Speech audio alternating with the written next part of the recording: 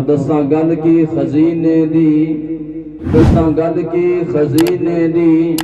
ساری دنیا کھاندی اے خیرات مدینے دی، دساں گل کی خزینے دی، ساری دنیا کھاندی اے خیرات مدینے دی، اور اے رحمت دا مہینہ ہے، اے رحمت دا مہینہ ہے، جڑا جڑا نبی نہ محبت کرتا ہاتھ اٹھا کے سبحان اللہ۔ اگلی گل جڑی میں آکھنا جا رہا نا، نبی دا دیوانہ ہوئے گا تو چپ نہیں رہنا۔ دساں گل کی خزینے دی، دساں گل کی خزینے دی، ساری دنیا کھاندی ہے خیرات مدینے دی، اور رحمت دا مہینہ ہے، رحمت دا مہینہ ہے، لوکاں دیاں لکھ ٹھاراں ساڈی ٹھار، ساڈی ٹھار اونچا بولو، ساڈی ٹھار مدینہ ہے، لوکاں دیاں لکھ ٹھاراں ساڈی ٹھار مدینہ ہے۔ اب آئیے محفل کو آگے بڑھاتے ہوئے میں جو ہے خطاب کرنے کے لیے قبلہ حافظ محمد سلیم صاحب سے گزارش کروں گا کہ وہ اسٹیج پر آئیں اور اپنا بہترین خطاب ہم سامعین کو سنائیں۔ آپ ادب و احترام کے ساتھ حضرت کا خطاب سماعت کریں۔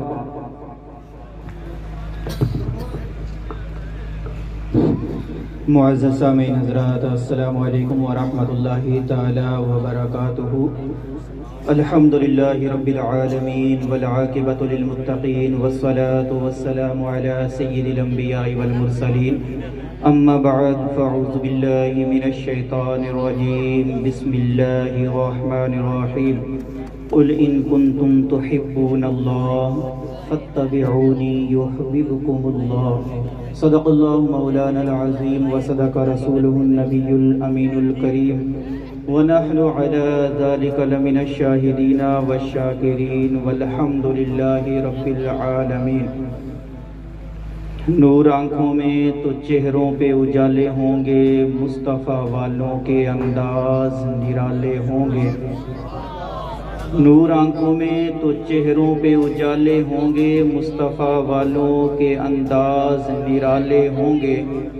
دنیا میں بھی ان کے دم سے مقدر چمکا، محشر میں بھی ان کی رحمت کے حوالے ہوں گے۔ آئیے کچھ سننے اور سنانے سے قبل ہم اور آپ تمامی حضرات مل کر آقا نامدار، مدینے کے تاجدار، ہم غریبوں کے غم گسار، کملی والے آقا، لمبے لمبے ہاتھوں سے بھیک دینے والے داتا، احمد مجتبی جناب محمد مصطفیٰ صلی اللہ تعالی علیہ وآلہ وسلم کی بارگاہ بے کس پناہ میں اپنی غلامی کا ثبوت دیتے ہوئے بآواز بلند درود پاک پڑھیں۔ اللہ رب محمد صلی اللہ علیہ وسلم، نحن عباد محمد صلی اللہ علیہ وسلم، صلاۃ و سلاما علیک سیدی یا رسول اللہ یا نبی اللہ صلی اللہ تعالی علیہ وسلم۔ حضرات، جیسا کہ آپ جانتے ہیں وقت جو ہے بہت تیزی کے ساتھ میں گزر رہا ہے، اور تقریباً یہاں جو ہے آپ حضرات جتنا ہو سکتا ہے جو بھی اپنے ٹوٹے پھوٹے انداز میں بیان سماعت کرتے بھی رہتے ہیں، اس لیے مناسب بھی نہیں ہے، وقت بھی زیادہ ہو چکا ہے، اور ہمارے خصوصی مہمان بھی رونق اسٹیج ہو گئے ہیں۔ بس چند منٹ کے لیے حاضر آیا ہوں اس نیت سے کہ جس طرح سے حضرت یوسف علیہ السلام کو خریدنے کے لیے جہاں شاہ زمانہ نے اپنے سارے خزانے کھول دیے تھے، بڑے بڑے سوداگر، بڑے بڑے تاجر، بڑے بڑے ویاپاری جہاں اپنے ساز و سامان روپے پیسے کے ساتھ میں دوڑے لگا رہے تھے، وہاں ایک گڑیا بھی پہنچ جاتی ہے اور سوت لے کے پہنچتی ہے۔ تو لوگوں نے کہا، بڑھیا یہاں تو بڑے بڑے سوداگر جو ہے آئے ہوئے ہیں یوسف علیہ السلام کے خریدار بن کر کے، اور تم آئی ہو یوسف کو خریدنے کے لیے اور وہ بھی سوت لے کر کے پہنچی ہو۔ تو بڑھیا کا جواب بہت ہی پیارا تھا۔ بڑھیا نے نرالے ہی انداز میں جواب دیا کہ میں یہ جانتی ہوں کہ میرے اندر اتنی ہمت تو نہیں کہ میں یوسف علیہ السلام کو خرید سکوں، لیکن میرے دل کے اندر ایک تمنا اور خواہش یہ ہے اور میرا وجدان یہ کہتا ہے کہ اگر میدان محشر نے پروردگار عالم نے حکم دیا کہ جتنے یوسف علیہ السلام کے خریدار تھے جاؤ میں نے سب کی بخشش و مغفرت فرما دی ہے، اگرچہ میں یوسف کو خرید تو نہیں سکتی لیکن اس خریداروں کے لسٹ کے اندر تو میں آ سکتی ہوں، تو ہم اور آپ جو ہیں دادا میاں عیسیٰ علیہ رحمت و رضوان کی بارگاہ میں آئے ہوئے ہیں اور اتنے بڑے بزرگ اللہ کے نیک و صالح بندے ولی کامل کی بارگاہ میں آئے ہوئے ہیں، اور ہم جیسے کم علم رکھنے والوں کا ایسی دربار میں بولنا ہی گویا بے ادبی ہے،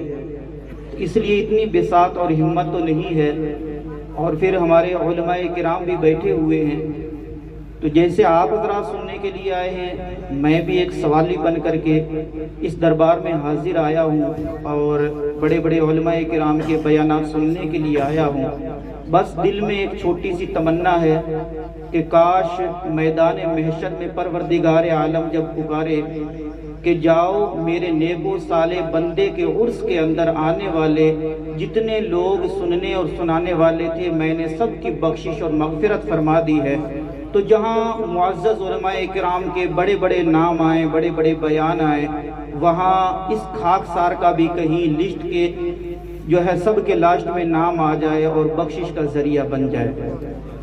تو کریم مالک اپنے نیک اور صالح بندوں کے صدقے توسط سے ہم تمام لوگوں کو نیک و صالح اعمال کرنے کی توفیق نصیب فرمائے، پیارے آقا صلی اللہ تعالی علیہ وآلہ وسلم سے محبت کرنے کی توفیق نصیب فرمائے۔ میں نے قرآن المقدس کی آیت کریمہ پڑھی ہے، بس ایک چھوٹا سا واقعہ آپ حضرات کے سامنے جو ہے عرض کرنے کے بعد میں جو ہے میں آپ سے رخصتی چاہوں گا۔ پیارے آقا صلی اللہ تعالی علیہ وآلہ وسلم کی محبت ایمان کی جڑ ہے کہ محمد سے وفا تو نے تو ہم تیرے ہیں، یہ جہاں چیز ہے کیا لوح قلم تیرے ہیں، کیونکہ محمد کی محبت دین حق کی شرط اول ہے، اگر اسی میں ہو ناکامی تو سب کچھ نامکمل ہے۔ پیارے آقا سے محبت یہی تو دین کی علامت اور نشانی ہے۔ پیارے آقا صلی اللہ تعالی علیہ وآلہ وسلم کے پیارے دیوانوں، سرکار علیہ الصلاۃ والتسلیم ایک جنگ کے موقع پر جا رہے تھے اور 313 صحابہ کا لشکر ہے اور سامنے جو ہے ہزاروں لوگوں کی فوج لے کر کے لوگ آئے ہوئے ہیں۔ تو جب یہ لشکر مدینے سے نکلا وہاں پہ جو لوگ بیٹھے ہوئے تھے چوراہوں پر، انہوں نے کہا صحابہ کرام سے کہ یہ کیا بات ہے، آپ کے پاس میں کسی کے پاس میں سواری نہیں ہے، کسی کے پاس میں گھوڑا نہیں ہے، کسی کے پاس میں تلوار نہیں ہے، اور سامنے جتنے لوگ آئے ہوئے ہیں وہ کوئی کھیلنے کے لیے نہیں بلکہ جنگ کرنے کے لیے آئے ہوئے ہیں۔ تو صحابہ کرام نے کہا نہ خنجر پر، نہ تیغ و تقیہ پر، نہ خنجر پر، نہ بھالے پر، بھروسہ ہے تو اس کالی سی کملی والے پر۔ ہمیں جو ہے اپنی ہمت اور اپنی قوت پر اتنا بھروسہ نہیں ہے، سرور کونین جو چل رہے ہیں یہ جس طرف رخ کریں گے سارا علاقہ فتح ہوتا چلا جائے گا۔ تو پیارے آقا صلی اللہ تعالی علیہ وسلم ایک جنگ سے واپسی کے بعد میں جیسے ہی آئے، ایک صحابی رسول عرض کرتے ہیں کہ پیارے آقا استراحت کرنے لگے، سونے لگے، آرام فرمانے لگے، تو میں پاس میں کھڑا ہو گیا۔ اتنے میں کیا دیکھتا ہوں کہ تھوڑی دور کھڑا ہوا ایک درخت جو ہے ہلنے لگتا ہے۔ میں نے دیکھا درخت تھوڑی دیر ہلنے کے بعد میں اس نے اپنی جڑوں کو اکھیڑا اور ویسے ہی جو ہے اپنی ٹہنی اور شاخوں کے بل جو ہے وہاں سے گھومتا ہوا پیارے آقا کے قدموں کی طرف آ جاتا ہے، اور کچھ دیر قدموں کی طرف جو ہے کھڑا رہنے کے بعد میں اب پھر یہاں سے واپس چلتا ہے اور جہاں پہلے تھا وہیں جا کے نصب ہو جاتا ہے۔ مجھے بڑا تعجب ہوا، مجھے جو ہے بڑا اچنبھا ہوا، یہ کیا بات ہے، درخت چلا آیا، میں یہ کیا دیکھ رہا ہوں، لیکن کس سے یہ چیز بیان کرتا؟ پیارے آقا تھے، آرام فرما رہے تھے اور آس پاس میں کوئی انسان تھا نہیں۔ تو کچھ دیر کے بعد میں سرور کونین صلی اللہ تعالی علیہ وسلم بیدار ہوتے ہیں، تو سلام عرض کرنے کے بعد سب سے پہلے میں نے آقا کی بارگاہ میں کہا یا رسول اللہ، وہ جو سامنے درخت ہے جو شجر ہے وہ تھوڑی دیر پہلے یہاں سے جو ہے اکھڑا وہاں سے اور آپ کے پاس میں آیا اور کچھ دیر جھومنے کے بعد جا کر کے وہی نصب ہو گیا. تو اللہ کے رسول نے تعجب نہیں فرمایا, یہ نہیں پوچھا کوئی آندھی آئی تھی, کوئی طوفان آیا تھا, کوئی جھکڑ آیا تھا, وجہ کیا ہے, ریزن کیا ہے, کیسے چلا, کیا ہوا, کیسے ہوا. اللہ کے رسول مسکراتے ہیں, ارشاد فرماتے ہیں ھذہ شجرۃ استاذنت ربھا فاذن لها. اے میرے صحابی, اس درخت نے اپنے رب سے اجازت مانگی تھی, اے کریم مالک تیرا محبوب قریب آیا ہے, اگر اجازت ہو تو میں اس کی زیارت کر کے نہ آ جاؤں. فاذن لها, تو اللہ نے اس کو اجازت دے تھی, وہ جو ہے میری زیارت کرنے کے لیے, دیدار کرنے کے لیے میرے پاس میں آیا تھا. تو پیارے آقا صلی اللہ تعالیٰ علیہ وآلہ وسلم کے پیارے دیوانوں, ابو جہل بھی تو اسی طرح سے آتا ہے نا, آنے کے بعد مٹھی میں کچھ لے کر کے آ کر کے کہتا ہے کہ اگر آپ اللہ کے نبی اور رسول ہیں تو بتائیں میری مٹھی میں کیا ہے. تو اللہ کے رسول مسکرا کر کے ارشاد فرماتے ہیں میں ہی بتاؤں یا جو چیز تیری مٹھی میں وہ خود گواہی دے دے کہ میں کون ہوں. وہ کہتے ہیں یہ تو بہت بڑے تعجب کی بات ہو جائے گی. تو اللہ کے رسول ارشاد فرماتے ہیں ذرا اپنی مٹھی کو کانوں کے قریب تو کرے نا. ابو جہل جو ہے مٹھی کو کانوں کے قریب کرتا ہے تو آواز آ رہی, اشہد ان لا الہ الا اللہ واشہد ان محمدا عبدہ ورسولہ. یہی تو جو ہے نا بچے جو ہے نعت شریف پڑھتے ہیں, سمت نبی ابو جہل گیا, آقا سے اس نے یہ کہا لاؤ ذرا میری مٹھی میں ہے کیا. تو یہ ابو جہل جب ہے تو وہ مٹھی جو ہے نا کنکر,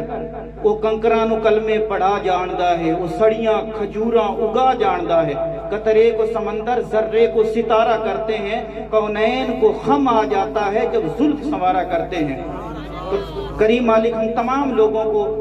پیارے آقا صلی اللہ تعالیٰ علیہ وسلم سے سچی محبت کرنے کی توفیق نصیب فرمائے, اور دادا میاں عیسیٰ علیہ الرحمت و رضوان کے صدقے توسط سے ہم تمام لوگوں کی حاضری کو اپنی بارگاہ میں قبول و مقبول بنائے. مجھ سے سنانے میں یا آپ سے سننے میں سہون خطا کسی طرح خطا ہوئی ہے تو اپنے حبیب علیہ الصلوۃ والتسلیم کے صدقے توسط سے تمام تر خطاؤں کو معاف عطا فرمائے. استغفر اللہ ربی من کل ذنب واتوب الیہ, وآخر دعوانا ان الحمد للہ رب العالمین.